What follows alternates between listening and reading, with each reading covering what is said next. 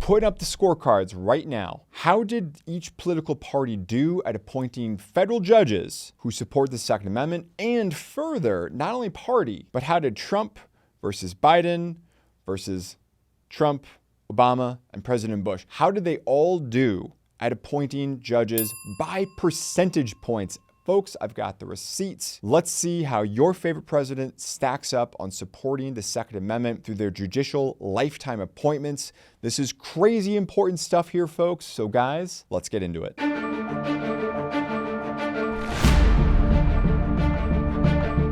So the first thing to understand is that there is way more, just way more litigation. In other words, people fighting out in court about the Second Amendment. There didn't really used to be much litigation about Second Amendment issues because courts almost never shot down a law, at least before 2008, the Heller decision. Heller was the Supreme Court case that said that firearms are an individual right disconnected to any kind of malicious service. Success rates pre-Heller, 3%.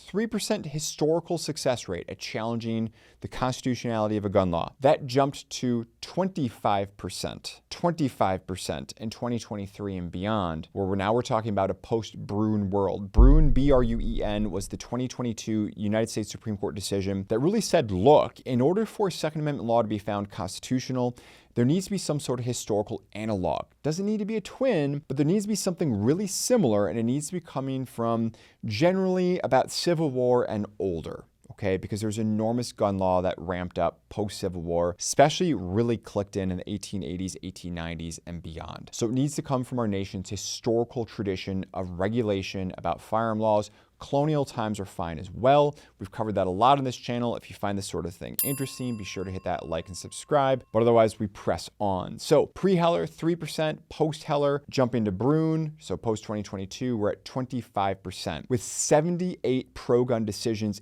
in 2023 alone. That was the year following Bruen, comprising about 25% of all, just that year alone, 25% of all the favorable Second Amendment holdings since the year 2000. But as a result of the winnings going up, you then saw the explosion of litigation that I mentioned. Federal courts now handle an average of 2 Second Amendment rulings every working day, with over 2,000 challenges filed since the Bruen decision in 2022, and about 1,600 rulings already issued. And here's another data point for you. A lot of litigation is, of course, challenging what's going on in different states at the state level, because you have the federal level, was the ATF up to, what's DC up to, but then you have the state and local levels, all right? And as a result, you are tied off on where you can sue. So for instance, in my home state of Wisconsin, if Wisconsin did something crazy, you can't sue Wisconsin and Texas, okay?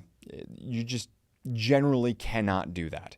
You're stuck suing Wisconsin in Wisconsin. Now, maybe you can do that at the state courts, maybe you can do it at the federal courts, but you can get to the point that we are constrained about where we can sue. And as a result, a sample here of 95 post-Bruen suits tracked, about 77 were filed in Democratic-controlled states. This is not a left versus right thing, but hopefully I'm not shocking you when I say that generally speaking, the Democratic Party is where the majority of gun controls come from, especially in the recent modern era. So 95 post-Bruen lawsuits identified, 77 were filed in Democratic-controlled states, targeting the full spectrum of gun control measures, including firearm bans, magazine bans, licensing laws, sensitive place restrictions, age limits, you name it. But I know what you want. I know what you kids want. You want to hear what's the scorecard for Trump appointees, Biden appointees, Trump appointees, Obama, and so forth, and Bush, right? What's just a generic Republican judge likely to do when it comes to Second Amendment versus Democrat, and what's the breakdown? I got you. Here's what we have. On the whole, we're going to do this by president, and we're going to talk about the parties at the end, okay? And this is not a right-left thing. This is just me reporting the data that's out there. In chronological order, let's start with George W. Bush. 22.7% of the time, judges appointed by George W. Bush support the Second Amendment. Next, we had 8 years of Obama. His judges below 1% of the time. Below 1% of the time, according to research. Then from Obama, we went to Trump. I'm going to lump the Trump numbers together, but I'm also going to split them. The Trump numbers are, on the whole, 50%. However, Trump judges who are younger than 55 support the Second Amendment 61% of the time, versus you can kind of do some loosey-goosey math here, ish, 40%-ish, if you look at the older ones, okay? Now again, I didn't weight this depending on how many judges that are out there,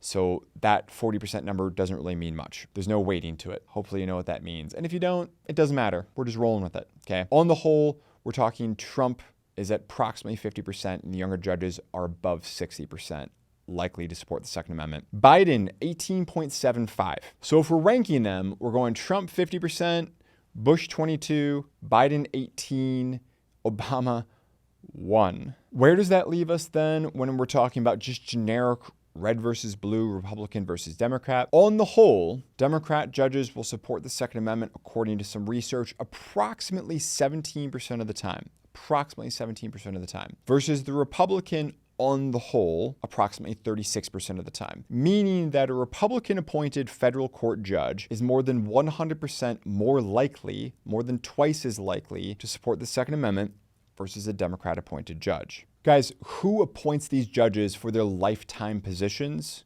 The president. Who confirms them? The Senate. This stuff matters. Elections matter.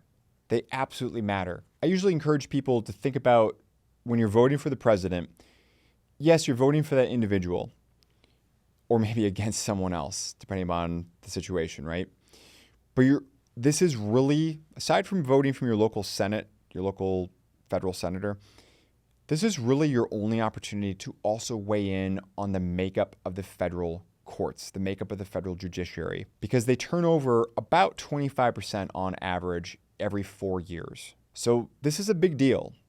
If you get big runs from either party, like imagine if you got 8 years from a Democrat party winning the White House and then another 8 years, at that point, statistically, they've probably dominated the vast majority of the federal courts at the end of that 8 years. So who occupies the White House is extremely, extremely, extremely important, because they have the opportunity to salt in so many judges into the federal judiciary system that it takes literally decades sometimes to reverse massive losses or to erode massive gains. Elections matter. White House matters. Always, always, always be sure to vote. If you are serious about the Second Amendment, be sure to vote. I appreciate you sticking around. Let me know what you think about this. What did you find interesting, and what other things like this might you be interested in? I'm happy to check it out. Our quote of the day comes from Plutarch, who said, quote, "The mind is not a vessel to be filled, but a fire to be kindled." Hopefully we did some kindling here. Thank you to our Italian Renaissance writer thinker for giving us that quote. Be sure to hit that like button, and I'll see you in the next one.